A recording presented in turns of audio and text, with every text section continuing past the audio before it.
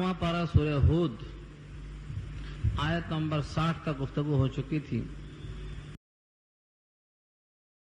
तमहीद आ चुकी है कि अल्लाह ताला ने 7 अंबिया किराम का तज़किरा फरमाया कि उन्होंने क्या पैगाम दिया और कौम ने कैसा जवाब दिया, फिर नतीजा कैसा हुआ, ताकि उम्मत मोहम्मदिया अच्छी तरह जान ले अंबिया की मुखालफत का नतीजा क्या होने वाला है। इस तमसील में हज़रत नूह अलैहिस्सलाम का वाक़या आया, उसके बाद कौम आद का तज़किरा आया। अब कौम आद का जो बकिया हिस्सा था उसी की शाख थी कौम समूद। इस रुको में उस कौम समूद का तज़किरा आ रहा है। कौम समूद को भी अल्लाह ताला ने बहुत नवाजा था। जिस तरह कौम आद के दिल डोल जसामत तवानाई तंदुरुस्ती, बड़े बड़े पहाड़ों को तलाश करके उन्हें मकान बना के रहना, उनकी ताकत और उनका दबदबा, उनकी शौकत जैसे कौम आद में थी, अल्लाह ने कौम समूद में भी ऐसी ही कुव्वत रखी थी। कौम समूद ने भी अल्लाह ताला के नबियों को ठुकरा दिया। एक नबी का ठुकराना तमाम नबियों को ठुकराने के बराबर है, इसलिए कि सब एक ही दावत देने वाले हैं और वह है वअब्दुल्लाह मा लकुम मिन इलाहिन गैरुह, अल्लाह की इबादत करो, उसके सिवा तुम्हारा दूसरा कोई माबूद नहीं है। ये पैगाम दिया। कौम सालेह कहाँ आबाद है? अरब के शुमाल में जो इलाका मदियन का था उससे हटकर कौम समूद और कौम आद का इलाका बताया गया है कि यमन में है, जो आज यमन मौजूद है, हज़रामूत का इलाका। और वो पहाड़ जिससे ऊँटनी बरामद हुई थी, उस पहाड़ से उस ऊँटनी का निशान आज भी मौजूद है, उस पहाड़ के फटने की तरह। जो यमनी बच्चे यहाँ पढ़ते हैं उनसे कई बार मौका मिला पूछने का, जहाँ से आग निकलने वाली है वहां पर आज भी आग निकलने की जगह मुकर्रर कर दी गई है, जो क़यामत में आग निकलने वाली है, अलामत क़यामत में से। और जहाँ पहाड़ से फटकर ऊँटनी बरामद हुई थी, उस पहाड़ की जगह पर ऊँटनी और उसका बच्चा, उसका निशान मौजूद है। तो ये इलाका हज़रामूत के करीब यमन में है, जो अरब का शुमाली इलाका कहलाता है। हज़रत सालेह अलैहिस्सलाम अपने नाम की तरह सालेह थे। उनकी सालहियत और उनकी सलाहियत से कौम बड़ी उम्मीद लगा के बैठी थी। चुनांचे आगे जुमला आ रहा है, जब तौहीद की बात उन्होंने पेश किया तो कौम ने कहा कद मजूबन क़ब्ल हाज़ा, हमें इससे पहले आपसे बड़ी उम्मीद थी कि कौम के लिए आप कुछ करेंगे, लेकिन पूरी कौम के अकीदे के खिलाफ दावत देकर आपने हमारी उम्मीदों पानी फेर दिया। ये बिल्कुल ऐसा ही है जैसे कुफार कुरैश ने नबी सल्लल्लाहु अलैहि वसल्लम से कहा था आप सादिकुल अमीन हैं, सादिक भी अमीन भी, सच बोलने वाले अमानतदार। लेकिन जैसे ही आपने तौहीद का पैगाम पेश किया और बुतों की मजम्मत में बात किया, पूरी कौम ने आपको कज़्ज़ाबुन अशिर कहा। सूरह स्वाद पारा 23 के अल्फाज, कज़्ज़ाब, झूठा और साहिर, जादूगर। ये क्यों कहा? निजी जिंदगी में नहीं कहा, जब दावाए नबूवत को देखा तब उन्होंने इल्जाम लगाया। तो हज़रत सालेह अलैहिस्सलाम को भी उन्होंने कहा कि हमें बड़ी उम्मीद थी, लेकिन जैसे ही तौहीद पेश किया पूरी कौम बिगड़ गई। कौम चाहती है कि हमारी मर्जी के मुवाफिक बोलने वाला चाहिए, हमारी मर्जी के मुवाफिक ही हमको थप्पियां दे, लोरियां दे, हमारे नफ्स के खिलाफ कोई चीज न होने पाए।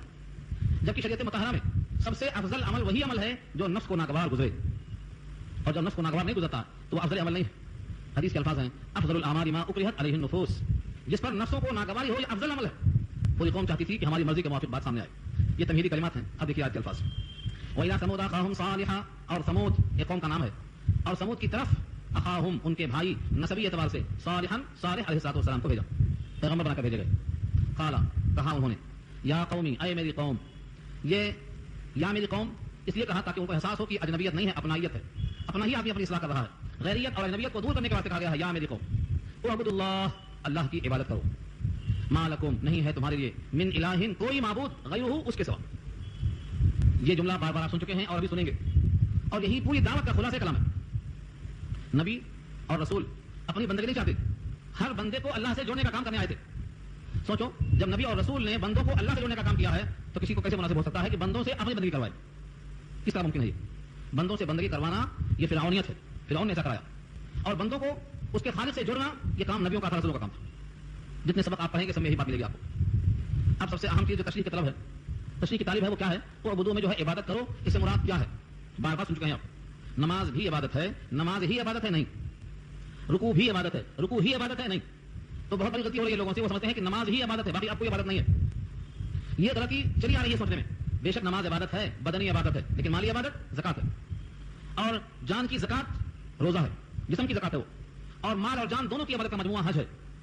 आप इनको भी समझना चाहिए इबादत। ठीक ऐसे ही तौसीक़ करते चले जाइए आप। तिलावत करना भी इबादत है, बड़ों से आदर से मिलना भी इबादत है, छोटों पर शफ़क़त करना भी इबादत है, बीवी के साथ हुस्न सलूक करना भी इबादत है, पड़ोसियों का ख्याल करना, तकलीफों से बचाना भी इबादत है, रास्ते से कांटा हटाना भी इबादत है, मरीज की आयदत करना भी इबादत है, मुसलमान के मुसलमानों पर 6 हुकूक हैं, उन 6 को अदा करना भी इबादत है। तो इबादत सिर्फ इबादत नमाज का नाम नहीं है। मुसलमान अगर इबादत कर ले तो गोया वो सब कुछ कर चुका, कुछ बाकी नहीं है, कुछ तो वजह होगी। नबी सल्लल्लाहु अलैहि वसल्लम का इरशाद है, जिसके पड़ोसी को अमन नहीं है वो शख्स मोमिन नहीं है। और हम नमाज पढ़ के बहुत खुश हो जा रहे हैं। नमाज पढ़ के खुश होने का मकाम उस वक्त है जब उन तमाम वईदों से हम बच सकें, पड़ोसी हमारा अमन से है तो हम मोमिन है, वरना फिर नमाज के खाने में जाएंगे। तो आदमी धोखे से किसी को फरेब देकर, झूठ बोलकर अपना मकसद पूरा करता रहे और जाहिरी बंदगी करता रहे, अल्लाह के यहाँ की औकात नहीं है। तो अब्दुल्लाह में सिर्फ इबादत नहीं है, अल्लाह की इबादत के साथ साथ गैरुल्लाह की इबादत से बचना भी है। जैसे दवा खाना जरूरी है, वैसे परहेज करना भी जरूरी है। दोनों में इश्तराक है। इबादत इतना वसी मजमून है कि जब बंदा बंदगी करे तो गोया उसने इबादत किया। बंदा बंदगी करे यानी अपने मालिक का हुक्म बजा लाए नबियों के तरीके पर, यह बंदगी होगी। वजू भी करेगा, तयम्मुम भी करेगा, नमाज भी पढ़ेगा, इसमें इबादत क्या है? हाँ, नमाज मकसूद इबादत है और तयम्मुम और वजू मकसूद नहीं है, बल्कि ये उसके लिए वसीला का दर्जा रखते हैं, उनका मकाम कमतर होगा। लेकिन कोई नमाज वजू और तयम्मुम के बगैर कैसे हो सकती है? तो शर्त का दर्जा है वो। तो इबादतों में कुछ मकसूद हैं, कुछ उसके लिए शरायत है, कुछ मौकूफ हैं, लेकिन बहरहाल बंदे को किसी एक बंदे पर कनाअत करने का कोई हक हासिल नहीं है। वो नबी सल्लल्लाहु अलैहि वसल्लम की पूरी हयात को सामने रखकर चले। ये कहा हज़रत सालेह ने। अब एक ज़हन में सवाल पैदा होता है कि हम अल्लाह की बंदगी इस दर्जा क्यों करें? क्या आइंदा कुछ मिलने वाला है या मिल चुका है या आसान चुकाना है? जवाब दिया है, हुआ अनशाकुम मिनल अर्ज़, उसी ने तुमको उभारा है जमीन से। कितने लोग हैं जो कभी गौर नहीं करते? अगर गौर कर लें अपने इस दर्जे को जो साबित में गुजर चुका है, जवान है, उससे पहले बच्चे थे, और उस बच्चे से पहले माँ की गोद में, उससे पहले माँ के पेट में, और उससे पहले अलका मुज़गा नुत्फा, और उससे पहले गेहूं की रोटी की शक्ल में, और उससे पहले जमीन के जर्रों की शक्ल में। उन जर्रों को अल्लाह ने पानी देकर कुव्वत नुमू बख्शा है, तुमको वहां से उठाया है, तुम्हारा वजूद वहां से, यहाँ इशारा उसी की तरफ है। हुआ अनशाकुम मिनल अर्ज़, वही है तुमको जिसने उठाया है जमीन से। जमीन से उठाने से मुराद सूरह मोमिनून पारा 18 में तफसील बयान किया अल्लाह ने, तुमको हमने 7 दर्जों के बाद इंसान बनाया है। इंसान की तखलीक के 7 मराहिल हैं, उन 7 को अल्लाह ने खुद बयान किया है। वलक़द खलक़नल इंसाना मिन सुलालतिन मिन तीन ثم خلقنا النطفة علقة فخلقنا العلقة مضغة فخلقنا المضغة عظاما فكسونا العظام لحما ثم أنشأناه خلقا آخر فتبارك الله أحسن الخالقين। 7 दर्जे बयान किया अल्लाह ने, और ये जो दर्जा है ये 7 दर्जे से पहले का मरहला है, जिसको हम बुनियाद कर सकते हैं। कोई इंसान इन दर्जों में अगर गौर कर ले तो खुदा को सजदा बेसाख्ता करते हुए पड़ेगा। अफसोस ये है तो अपने घरों में अपने बच्चों को, अपने रिश्तेदारों को ये बताते नहीं है कि तुम्हारी पैदाइश के 7 दर्जे हैं और हर दर्जे में अल्लाह की कुदरत है, तुम पर एहसान है, या उसकी कुदरत देखकर या तुम पर एहसान मानकर तुमको बेसाख्ता सजदे में गिरना ही गिरना, बगावत करना एहसान फरामोशी होगी। तफसील देखेंगे इंशाअल्लाह सूरह मोमिनून में। खुलासा ये समझ लो कि अल्लाह ताला ने उस वक्त तुम पर एहसान किया है जब तुम किसी दर्जे में कुछ नहीं थे। हुआ अनशाकुम, वही है जिसने तुमको उठाया, मिनल अर्ज़, जमीन से उठाया, फख्तलत बिही नबातुल अर्ज़ मिम्मा याकुलुन नास वल अनआम, जब बारिश हुई जमीन पर, कुव्वत नूह पैदा हुई, सब्ज़ा निकला। उस सब्ज़े में 2 किस्में होती हैं, मताअन लकुम व लिअनआमिकुम, तुम खाते, तुम्हारे चौपाई खाते। 8 चीजें पैदा की अल्लाह ने, 7 इंसानों की ग़िज़ा बनती है, और 8वीं चीज जो है मताअन लकुम, अब्बन क्या है? घास भूसा। ये 8वीं ग़िज़ा चौपाई का बनाया अल्लाह ने, 7 तुम्हारे वास्ते पैदा किया, मताअन लकुम व लिअनआमिकुम। अल्लाह ताला की शफ़क़त और कुदरत को बंदा देख ले तो ये नहीं पूछेगा हम बंदगी क्यों करें, हमारा वजूद उसकी अता है, हम थे ही नहीं, हमारा कोई तकाज़ा ही नहीं था।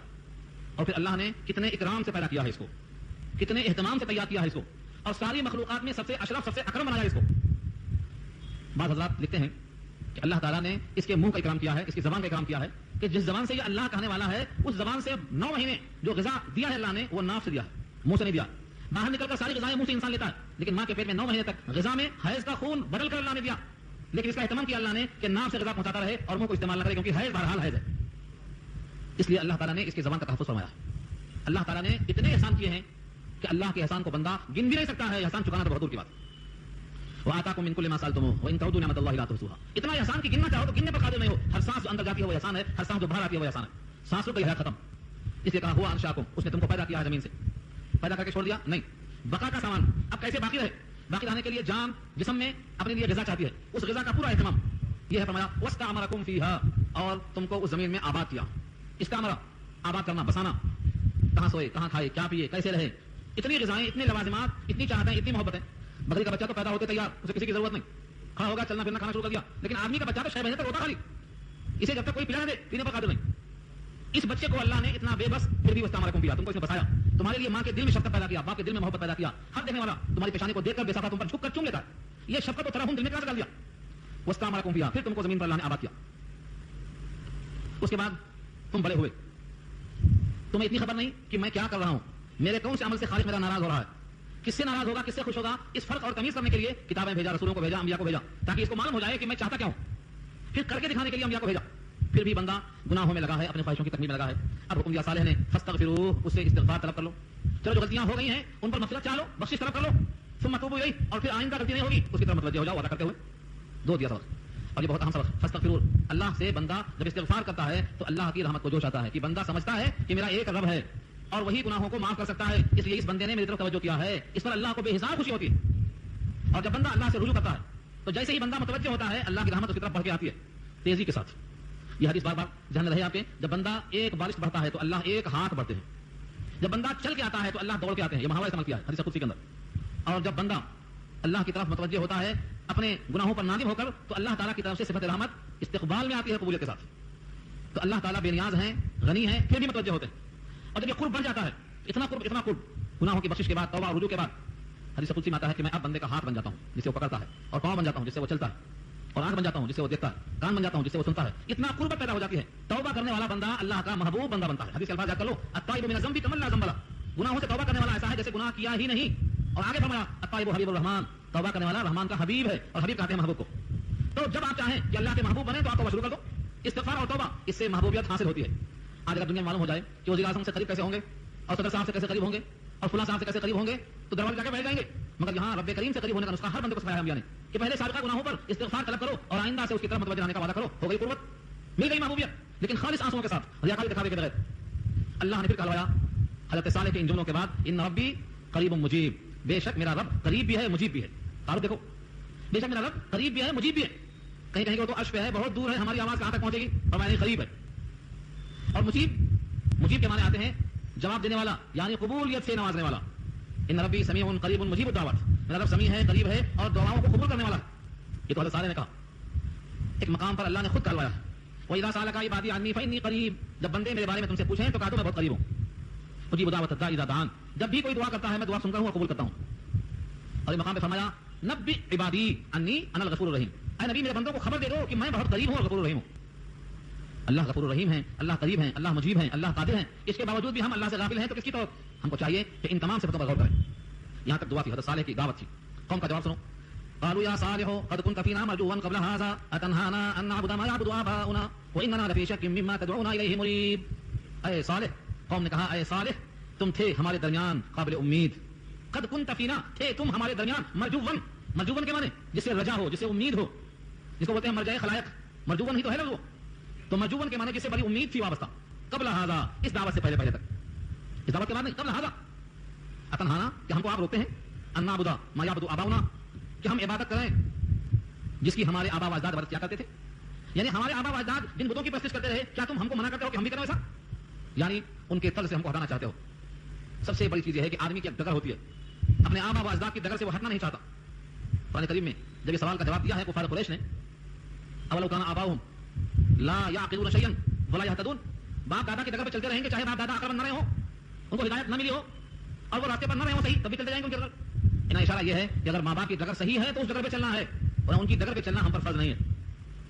حضرت ابراہیم اور ان کا راستہ اللہ کو پسند تھا, تو حضرت یوسف فخریہ انداز میں کہتے ہیں وتبعت ملت آبائی, وتبعت ملت آبائی ابراہیم, میرے باپ کی میں اتباع کر رہا ہوں کیونکہ وہ قابل فخر تھے.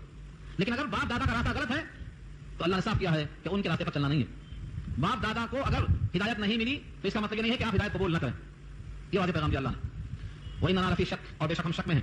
کس چیز کے بارے میں؟ مما تدعونا الیہ مریب, جس کی طرف تم ہم کو بلا رہے ہو اس کے بارے میں ہم شک کے اندر پڑے ہیں, تردد میں ہیں کہ اپنے ماں باپ کے دین کو چھوڑیں, بتوں کو چھوڑیں, یا پھر تمہاری بات کو چھوڑیں, کیا کریں, ہم تردد کے اندر پڑے ہیں, ہمیں شک.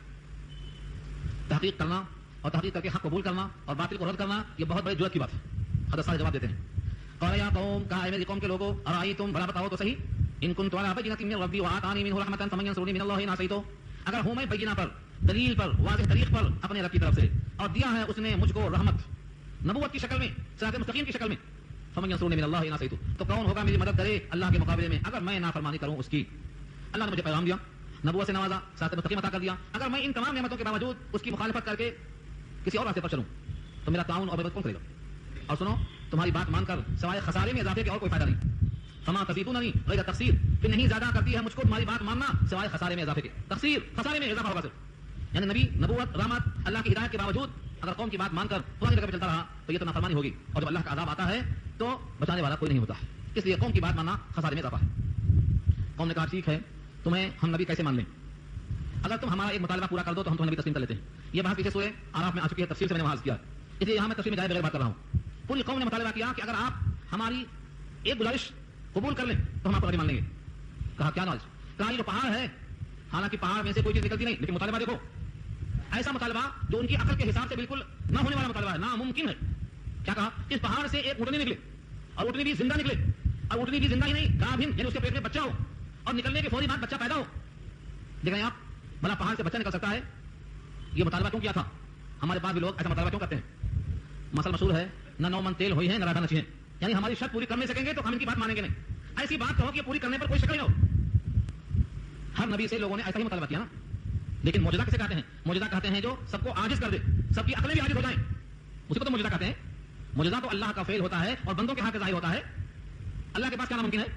لیکن سمجھایا صالح علیہ السلام نے, دیکھو یہ من چاہا مطالبہ اگر پورا ہو گیا اور تب بھی تم نے نہیں مانا تو اللہ کا ایک اصول اور ضابطہ ہے کہ تم کو جینے کا حق ختم ہو جائے گا. تم مطالبہ نہ کرو اور ہم معجزہ نہ دکھائیں، یوں ہی پڑے رہو معطل، یہ اللہ کی مرضی ہے. لیکن اگر تم نے مطالبہ کیا، من چاہا مطالبہ، اور ہم نے اس کو پورا کرا دیا اور پھر بھی تم آئے رہے ہر جگہ پر، تو تم کو جینے کا حق دنیا میں جو ہے یہ ختم ہو جائے گا. لیکن قوم نے تو ٹھان لیا تھا کہ ان کو عاجز کرنا ہے. ان کی نبوت کو یقین کے ساتھ وہ نہیں مانتے تھے، شک میں تھے، اس لیے کہا کچھ نہیں، یہ برآمد کر کے دکھاؤ. وَيَا قَوْمِ هَٰذِهِ نَاقَةُ اللَّهِ لَكُمْ آیَةً، یہاں سے اونٹنی کا ذکر ہے. اونٹنی کیسے نکلی، کہاں سے نکلی، یہاں ذکر نہیں ہے، پیچھے آ چکا ہے سورہ اعراف 9واں پارہ، وہاں وضاحت موجود ہے. اللہ کی طرف سے اس پہاڑ کو اللہ نے پھاڑ دیا، اونٹنی باہر نکلی، بچہ پیدا ہوا، قوم کے سامنے سب موجود. لیکن قوم نے کیا کہا، یہ تو ہماری آنکھوں میں دھول جھونکنے کی بات ہے، کیسے ہو سکتا ہے یہ؟ قوم نے اس کے بعد بھی انکار کر دیا، تسلیم نہیں کیا. اور یہ سمجھتے ہیں کہ ایسا آج نہیں ہو رہا ہے، ایسا آج نہیں ہو رہا ہے، عقل کے خلاف آج بھی تو ہو رہا ہے. جن چیزوں کو آپ اپنے ہاتھوں سے بناتے ہیں اسی کے سامنے سجدہ کرتے ہیں، تو یہ کیا ہے؟ حضرت موسیٰ کے زمانے میں کوہ طور پہاڑ معلق کر دیا سر پہ، مانتے کہ پس دو. قوم نے کہا دیکھ لیا پہاڑ سر پہ آ گیا ہے، اب گر نہیں باقی خالی، تو کہا دیا سمعنا واطعنا، مان لیا، اطاعت کر لیا. پہاڑ کو ہٹا دیا، کہا سمعنا وعصینا، مانا تھا، اب مان لیا، انکار کر دیا. تو یہ ہر قوم کی ہردرمی چلی آ رہی ہے. آج بھی اگر آپ دیکھیں تو بڑی ہردرمی ہے، بہت ہردرمی ہے. آج جتنے اختلافات دکھائی دیتے ہیں یہ صرف اور صرف خود غرضی، جہالت، ہردرمی، بس تین چیزیں. خود غرضی، جہالت، ہردرمی، اس کے سوا کچھ نہیں ہے. اگر اخلاص آ جائے دل میں، اللہ کے سامنے حاضری کی فکر پیدا ہو جائے اور خود احتسابی کے ساتھ بیٹھ کر سوچیں، تو ایسا نہیں ہے کہ قرآن عقل کے باہر چلا جائے گا، ایسا نہیں ہے. قرآن اللہ کا کلام ہے، حکیمانہ کلام ہے، حکمت سے لبریز ہے، ہر بات سمجھ میں آ سکتی ہے. لیکن خود غرضی، جہالت اس چیز کو سمجھنے میں رکاوٹ بنتی ہے. صرف خود غرضی ہے، خدا نہیں چاہتا ہے میرے دل میں باقی رہے، حقیقت کو سمجھنا نہیں چاہتے. چنانچہ اللہ کی طرف سے اونٹنی برآمد ہو گئی. اب جو انہوں نے مطالبہ کیا تھا تو بھگتے ہیں اس کو. قوم کے سامنے اونٹنی آ گئی. اب اونٹنی سے لوگ پریشان ہو گئے. اس اونٹنی کا حال یہ تھا کہ کیونکہ وہ عجوبہ تھی، جب تالاب میں پانی پینے کی باری ہوتی تھی تو پورا پانی پی جاتی، پورا تالاب خشک. اس کی بنا پر قوم نے کہا یہ اونٹنی تو ہمارے پانی کو کھا جا رہی، پی جا رہی، کیا کریں اس کو؟ ایک دن باری مقرر کیا. قال هذه ناقة الله شرب ولكم شرب يوم معلوم، ایک دن تمہاری طرف سے تم پانی پی لو اور ایک دن اونٹنی پانی پیے گی. اب پانی ایک دن آر شروع ہو گیا ان کے لیے. ایک دن آر پانی یہاں بھی آ رہا ہے نا، ہاں یہ اسی کا اثر دکھائی دے رہا ہے. تو پتہ نہیں بتائیے، ایک دن قوم پانی پی لے گی، ایک دن پانی پی لیں گے. پانی کی قلت ہو گئی. معلوم تھا کہ جب بیزار ہو جائیں گے تو اونٹنی پہ ہاتھ چلائیں گے. پہلے کہا دیکھو یہ اللہ کی اونٹنی ہے، ہاتھ نہیں لگانا، اگر ہاتھ لگائیں گے تو عذاب سے نہیں بچیں گے. یہ دھمکی بھی دے دی گئی. آیت الفاظ دیکھو، یہاں اس کا اشارہ ہے. وَيَا قَوْمِ، اور اے میری قوم کے لوگوں، هَٰذِهِ نَاقَةُ اللَّهِ لَكُمْ، یہ اللہ کی اونٹنی ہے تمہارے لیے، آیتاً، نشانی کے طور پر. فَذَرُوهَا، اس کو چھوڑ دو، تَأْكُلْ فِي أَرْضِ اللَّهِ، کھائے پیے اللہ کی زمین میں. وَلَا تَمَسُّوهَا بِسُوءٍ، اور مت چھوؤ اس کو برائی کی نیت سے. بسوء کی شرط لگایا، یوں کوئی ہاتھ لگائے کوئی بات نہیں، برائی کی نیت سے ہاتھ نہیں لگانا. ایک ایک لفظ کا فائدہ ہے. وَلَا تَمَسُّوهَا، اس کو مت چھوؤ، اتنا ہی کہا ہوتا تو چھوٹے ہی عذاب آتا. لیکن فرمایا نہیں، بسوء، بری نیت سے، ہاتھ کو لگانا بری نیت سے، یہ منع ہے. یوں آپ پیاس لگاتے ہیں ہاتھ لگائیے. وَلَا تَمَسُّوهَا بِسُوءٍ فَيَأْخُذَكُمْ، تو پکڑ لے گا تم کو، عذاب قریب، قریبی عذاب. ایک تو ہے عذاب شدید، سخت عذاب، نہیں کہا عذاب قریب، ایسا عذاب جو بالکل قریب ہے، لگاتے ہی ہاتھ پہنچے گا. ایسا نہیں ہے کہ قیامت تک تمہیں اطلاع کیا جائے گا، آؤ گے قیامت کو بتایا جائے گا. لوگ ہمارے عادی ہیں نقد کے، ادھار کے نہیں کرتے. اللہ نے کہا یہ عذاب بھی بالکل نقد ہے، ہاتھ لگاتے ہی پہنچا. اس کے بعد کیا ہوا؟ قوم نے اس وارننگ کی پرواہ نہیں کیا اور کہا ہم تنگ آ گئے. ایک دن یہ پانی پورا پی لیتی ہے اور ایک دن پوری قوم کے واسطے بچتا ہے، پانی کی تنگی ہو رہی ہے، اسے ختم ہی کر دو، نہ رہے بانس نہ بجے بانسری. فقال لهم رسول الله ناقة الله وسقياها فكذبوه فعقروها. سورہ الشمس میں جو اشارہ ہے اسی طرف اشارہ ہے. یہاں بھی کہا فعقروها، انہوں نے اس کی کوچ کاٹ دیا. عقر کے معنی آتے ہیں پیچھے جو موٹی رگ ہوتی ہے اس کو عقر کہتے ہیں. اس کے کاٹنے کے بعد اونٹنی بچتی نہیں، اونٹنی کا آدمی نہیں بچتا. سورہ قمر پارہ 27 میں اللہ نے کہا ہے فعقروها فنادوا صاحبهم فتعاطى فعقر، اپنے ساتھی کو اس نے بلایا اور اس نے کوچ کو کاٹ دیا. اور جیسے ہی کوچ کو کاٹ دیا اللہ کے عذاب کو دعوت دے دیا، بچ نہیں سکتے. فعقروها، تو انہوں نے کاٹ دیا. فقال تمتعوا في داركم، حضرت صالح نے کہا اپنے قوم سے اپنے گھر میں 3 دن رہو، بس 3 دن. فقال تمتعوا في داركم، رہو اپنے گھر میں. کتنے دن رہیں گے؟ 3 ایام، صرف 3 دن. صاحب قرطبی نے لکھا ہے کہ وہ 3 دن جمعرات، جمعہ، ہفتہ، 3 دن رہو. جمعرات کو انہوں نے پوچھ کاٹا، کہا جمعرات، جمعہ، ہفتہ 3 دن رہو بس. پہلے دن قوم کا حال یہ ہوا کہ ان کے چہرے پیلے پڑ گئے، اس کے بعد ان کے چہرے سرخ ہو گئے، ان کے بعد ان کے چہرے سیاہ پڑ گئے. چوتھا دن اتوار تھا، ہاں آج ہی کا دن تھا، اللہ کی طرف سے عذاب آیا. عذاب کی 2 شکلیں بتائی گئی، 2 شکلیں. تمتعوا فی دارکم، رہو اپنے گھر میں 3 ایام، صرف 3 دن. 3 دن، ایام یوم کی جمع ہے. ذالک وعد غیر مکذوب، یہ ایسا وعدہ ہے جو جھوٹا نہیں جا سکتا. ایسا وعدہ ہے غیر مکذوب، جس میں ذرا بھی جھوٹ نہیں ہے، جھوٹ بولا ہوا وعدہ نہیں ہے. یہ ہے غیر مکذوب کا ترجمہ، یعنی ایسا ہو کے رہے گا. اب اللہ کی طرف سے پکڑ کے آئی. سورہ اعراف میں زلزلے کا ذکر ہے، رجفہ. رجفہ کے معنی زلزلہ. اور دوسری آیت میں آیا ہے صیحہ. صیحہ یہاں لگایا ہے. صیحہ کے معنی دلدوز آواز، چیخ چڑھانا. اور سورہ اعراف میں آیا ہے رجفہ نے پکڑ لیا. صاحب قرطبی لکھتے ہیں کہ پہلے اللہ تعالیٰ کی طرف سے اس قوم پر زلزلہ آیا، ان کا پورا نظام درہم برہم ہو گیا، رہنے کی جگہیں اور باغات سب چیزوں میں زلزلے کی بنا پر جو تباہی آتی ہے کھنڈرات میں تبدیل ہو گئے. اب اس کے بعد فرشتے کی آواز آئی. کون سا ہے؟ جبریل. جبریل کی ایک آواز، جیسے شاعری انطاکیہ میں آواز لگایا تھا جبریل نے، سورہ یاسین میں آیا ہے فَإِذَا هُمْ خَامِدُونَ، سب بجھ گئے. جیسے پانی ڈال دو آگ بجھ جاتی ہے، ایسے ان کی دلدوز آواز سے پورا شہر خاموش ہو گیا. فَإِذَا هُمْ خَامِدُونَ، خمود کے معنی بجھ جانا. تو اس پر اللہ کی طرف سے عذاب آیا کہ 3 دن تک یہ کیفیت تھی ان کی کہ چہرے زرد ہوئے, پیلے ہوئے, اس کے بعد سرخ ہوئے, پھر سیاہی چھا گئی, عذاب آیا. پہلے زلزلہ آیا, پھر دل دوز آواز آئی, دونوں عذاب ساتھ ساتھ آئے. فلما جاء امرنا, پھر جب آیا ہمارا حکم, ہلاکت کا حکم, نجینا صالحا, تو نجات دے دیا ہم نے صالح کو, والذین آمنوا, اور ان کو جو ایمان لے آئے تھے, معه, ان کے ساتھ. ہاں, ایمان والے بھی بچ گئے, برحمت منا, ہماری رحمت کی وجہ سے. میں نے الگ کیا ٹکڑا سمجھانے کے لیے آپ کو کہ اپنے کسی عمل سے بچنے کا غرض دماغ میں نہ آنے پائے, ہم اس قابل تھے تو بچ گئے نہیں. جن کو بچایا اللہ نے, برحمت منا, ہماری طرف سے صفت رحمت کی وجہ سے. ومن خزي يومئذ, اور اس دن کی رسوائی سے بچایا. حضرت صالح کو بھی, ان کے ایمان والے ساتھیوں کو بھی صفت رحمت کا تقاضا تھا کہ ان کو اور ساتھیوں کو بچایا اللہ نے. ان ربک هو القوی العزیز, بے شک آپ کا رب وہی قوت والا, غلبے والا ہے. قوت کا عالم یہ ہے کہ سب سے قوت والی قوم کا یہ حال کر دیا, اور عزیز یہ ہے کہ جو فیصلہ کیا 3 دن میں عذاب آئے گا, اسے کوئی ٹالنے پر قادر نہیں ہوا. عزیز کے معنی غلبے والا, جس کے فیصلے کو کوئی ٹال نہ سکے, اس کو عزیز کہتے ہیں. جیسے آج کے زمانے میں بہت سے لوگ سمجھتے ہیں کہ فلاں ملک کی طاقت اور فلاں ملک کا دبدبہ اور شوکت کبھی ختم نہیں ہوگا. اس زمانے میں کیسر و کسرا کا یہ حال تھا, نبی کے زمانے میں. اس سے پہلے فرعون کا غلبہ تھا. اس دنیا میں ہر نبیوں کے زمانے میں کوئی نہ کوئی شکل میں باطل ابھرتا رہا. جب موسیٰ کے ساتھ فرعون اور قارون کا تذکرہ کیا اللہ نے, جہاں ابراہیم کا نام لیا وہاں نمرود کا ذکر کیا اللہ نے, لیکن انجام کیا دیکھ رہے ہیں آپ کہ ہمیشہ اللہ نے اسباب کی پرواہ کیے بغیر اپنے صالح بندوں کو مدد پہنچایا. آج ہمیں سبق یہی حاصل کرنا ہے کہ بظاہر مایوسی ہے کہ سارے عالم میں مسلمان پسپا ہیں, جہاں دیکھو ان کے پاس وسائل نہیں ہیں, انتشار ہے, جہاں دیکھو یہ بکھرے پڑے ہیں, ان کا کوئی پرسان حال نہیں ہے. لیکن جو بندہ اخلاص کے ساتھ اپنے رب کے ساتھ جڑا رہے گا, اللہ کی صفت قوی اور صفت عزیز اللہ کے ساتھ آج بھی ہے اور ہمیشہ رہے گی. وہ قوت والا اور غلبے والا ہمیشہ رہے گا. اس لیے نیک بندوں کو مایوس ہونے کی کوئی ضرورت نہیں ہے. وَأَخَذَ الَّذِينَ ظَلَمُوا الصَّيْحَةُ, اور پکڑ لیا ظالموں کو صیحہ نے, دلدوز آواز نے. فَأَصْبَحُوا فِي دِيَارِهِمْ جَاثِمِينَ, بس وہ ہو کے رہ گئے اپنے اپنے گھروں میں, اَوْدِمُوا, فَأَصْبَحُوا ہو گئے, فِي دِيَارِهِمْ, دیار جمع ہے دار کی, اپنے اپنے گھروں میں. کیسے؟ جاسمین, گھٹنوں کے بل. اَوْدِمُوا پڑھنے کو بولتے ہیں جاسمین, یا گھٹنوں کے بل پڑھنے کو بولتے ہیں جاسیہ. تو جاسیہ گھٹنوں کے بل, اور جاسمین اَوْدِمُوا پڑے رہے. کیسا پڑے تھے؟ ان کے پڑھنے کو تشبیہ دیا خالق نے, تعلم یغنو بیا, گویا یہاں تھے ہی نہیں. ایسا عہدے پڑے اپنے اپنے گھروں میں, جیسے ان گھروں میں کبھی بسے ہی نہیں تھے, لوگ تھے ہی نہیں گھروں میں. کیونکہ پہلے زلزلہ آیا, سب نظام تہوبارہ ہو گیا, نیچے کا اوپر, اوپر کا نیچے ہو گیا, پورا علاقہ کھنڈار بن گیا. پھر دلدوز آواز میں سب کے سب بجھ گئے. اور 3 دن جو پہلے گزرا ہے کہ ان کے چہرے پیلے ہوئے, سیاہ ہو گئے. اس سیاہی کے ساتھ بجھنے کے بعد ان کا انجام ایسا ہوا کہ جیسے یہاں تھے ہی نہیں. کان کے معنی گویا لم یغنو بیا, تھے ہی نہیں, بسے ہی نہیں یہاں پر. الا ان ثمود کفروا ربهم الا بعدا لثمود, آگاہ رہو, یہاں سے سبق ہے. الا آگاہ رہو, سن لو کان کھول کے, ان ثمود کفروا ربهم, بے شک ثمود نے کفر کیا اپنے رب کے ساتھ, یعنی ناشکری کیا. اللہ نے جسم دیا تھا مضبوط, اس کا شکر کیا تھا کہ وہ جسم جھکتا اللہ کے سامنے. اللہ نے نعمتیں دی تھی, ان کا شکر یہ تھا کہ وہ نعمتوں کا استعمال کرتے اللہ کی مرضی کے موافق. اللہ نے بڑے بڑے پہاڑوں کو تراشنے کا ملکہ دیا تھا, اس کا شکر یہ تھا کہ ان بڑے بڑے مکانوں میں اللہ کا اور اللہ کے دین کا اور اللہ کے بندوں کو جوڑنے کا کام ہوتا. انہوں نے ان نعمتوں کی ناقدری کی, یہ ہے کفروا, کفران نعمت, اپنے رب کے ساری نعمتوں کا انہوں نے انکار کیا. اللہ سن لو, بعدا لثمود, دوری ہو سمود کے لیے. بعد کے معنی دوری, کس سے دوری ہو؟ جس بندے کو اللہ دھتکار دے, دور کر دے, وہ کہاں جائے گا؟ اس کا مقام جہنم ہے. اشارہ یہ ہے کہ خدا کی رحمت سے دور, خدا کے فضل سے دور, اور خدا کے ذریعے سے ملنے والی ہر راہ سے دور, ان کا انجام جہنم ہے. یہ کس کا انجام بیان ہوا؟ قوم صالح کا, جو سمود کہلاتی ہے. یہ آج کہ ہم شریک کی طاقت میں, قوت میں, ثروت میں, دبدبے میں, ان دونوں کا انجام ایسا ہو گیا. اس سے ہمیں سبق ملتا ہے کہ اللہ کی قدرت پر شک نہیں کرنا ہے, اللہ قادر مطلق ہے. ہم اللہ کے ہو جائیں تو اللہ تعالیٰ کے پاس کوئی کمی نفی ناج ہے. ہمارے لیے اللہ کی تمام راہیں کھلی ہوئی ہیں. اب اللہ کا بندہ کیسے بنے, اس کے لیے انبیاء کو بھیجا گیا ہے, انہیں کی نقل کرنا ہے. یہاں پر ہمارا رکوع مکمل ہو گیا ہے.